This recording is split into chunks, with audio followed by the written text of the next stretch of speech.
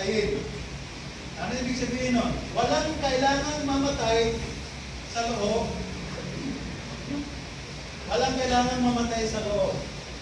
Ang handog, siguro mayroong krimen, may namamatay sa loob. Pero pag-usapan natin ay sacrifices and offering, hindi kailangan sa loob. Kailangan ang katawan niya ay ilalabas doon siya papatayin. Yan ang ginagawa ni Jesus Christ. At ang sabi nga, without blood, there is no remission.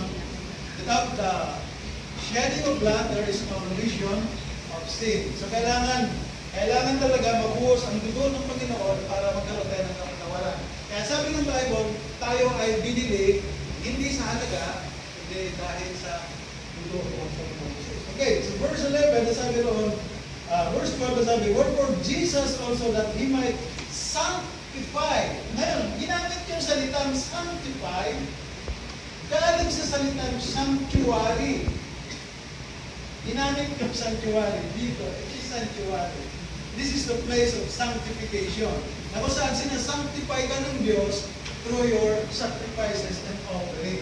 Dito, hindi na tayo papasok sa tabernacle. Hindi na rin tayo papasok sa sanctuary. Si Jesus ang gumawa nun. Sabi doon, wherefore, Jesus also. So kung paanong ginawa ang requirement na hayo, si Jesus as our Lamb. Siya yung ating pinaka-lamb sacrifice, perfect sacrifice, once and for all. Doon daily. This once and for all. Okay, yun ang grace. Yun ang grace. Iniligtas ko kayo sa mga hirap na kailangan yung gawin.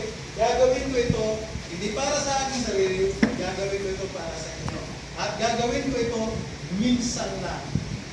Hindi na araw-araw. So, verse 12, wherefore Jesus also that He might sanctify.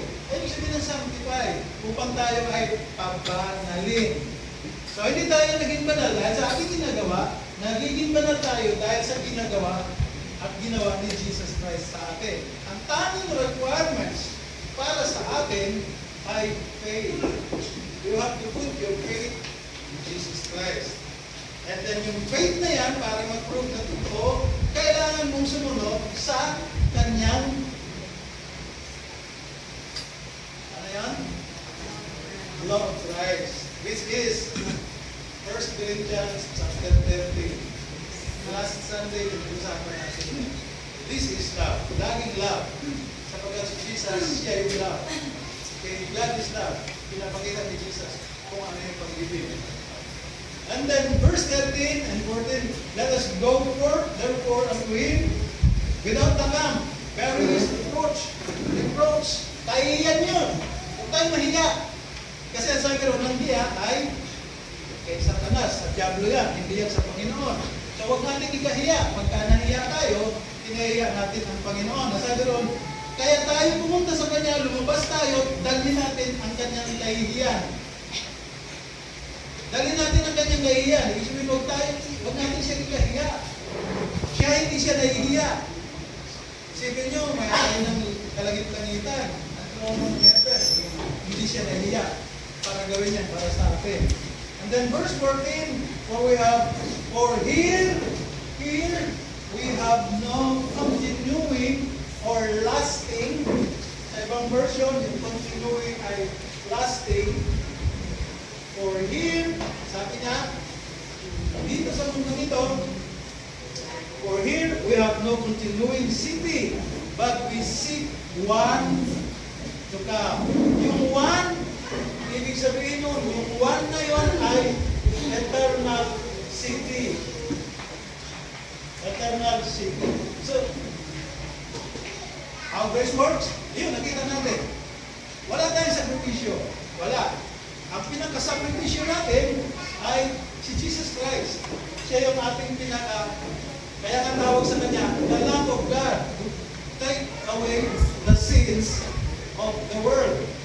Sabi sa Tagalog, siya ang kordero ng Diyos na nag-aalis ng kasalanan ng buong sanlibutan. Okay? So, ang requirements lang sa atin ay pananampalataya. Requirements sa Old Testament, you have to bring your fattened calf, fattened goats, everything. Dito, ang ating handog ay si Jesus Christ. Siya yung sumunod, siya yung tumupad sa lahat ng nasasaad sa kautusan, tinapos niya ang kautusan. Yan ang sabi ng Romans chapter 10 verse 9. Christ is the end of the law. Siya ang gumawa ng para sa atin. Okay? Now, verse 15. Tuloy natin. Dito tayo magtapos. By Him, therefore, by Jesus Christ, therefore, let us offer the sacrifice of praise. Dati, ang requirements ay animals, the blood of animals. Ngayon ay the sacrifice of praise and good works. Ngayon, walang kinalaman sa kaligtasan yan. Hindi natin ginagawa para maligtas. Ginagawa natin yan sapagkat tayo ay mga ligtas. Okay, verse 15. By Him, therefore, let us offer the sacrifice of praise to God continually. Pwede natin gamitin yung daily.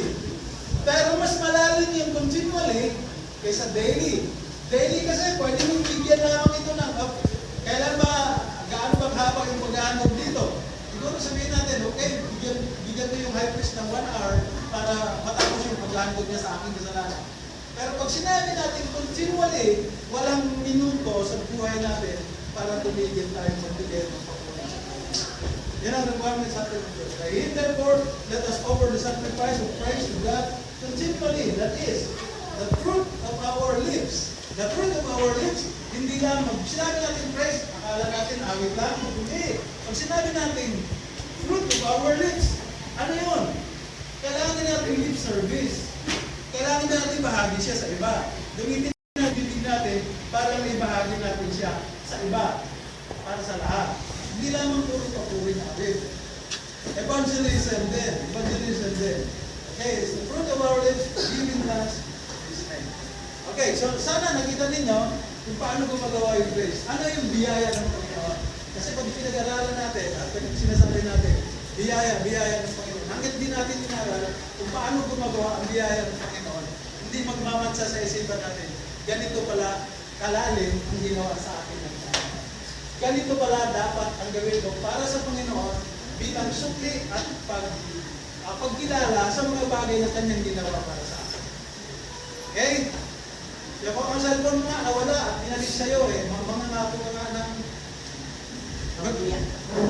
magbibigay ng mabuya or gantimpala. Sa Panginoon, hindi kailangan kayo ng gantimpala, kundi magbalik tayo ng mga bagay para sa Kanyang kalwalhatian, para sa ikapupuri o ikaluluwalhatian ng Diyos. At hindi na natin kailangan sabihin, ito yung requirements mo, ito yung kailangan mong gawin. At nagbibigay ang Diyos ng pagkakataon sa atin, pamunahin dito good works. Kung babasahin natin yung chapter, yung verse 16, binanggit doon, huwag ninyong kalimutan ang paggawa ng mabuti, sapagkat doon ay nalulunod ang Diyos. Okay, gusto niyo galungan ng Diyos? Gawin natin yan. Magpuri tayo sa Panginoon, gumawa tayo ng mabuti, at yun ang desire ng Diyos para sa atin. Yun ang pleasure ng Diyos. Okay. Question? Ada question? Wala naman. Sana ay naging maliwanag. Maliwanag ba, Jeremy? Nalilim dyan dito lang. Okay naman kayo dyan sa taas. Naintindihan nyo naman.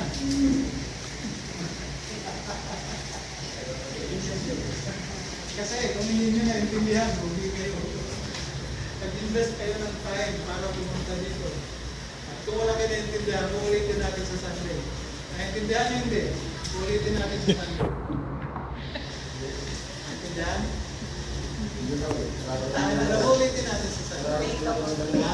Okay. Bigyan natin ng palusan late sila ng special number. Bakit hindi ba kayo nahamon na ginawa ni Ate Nancy sa Sunday?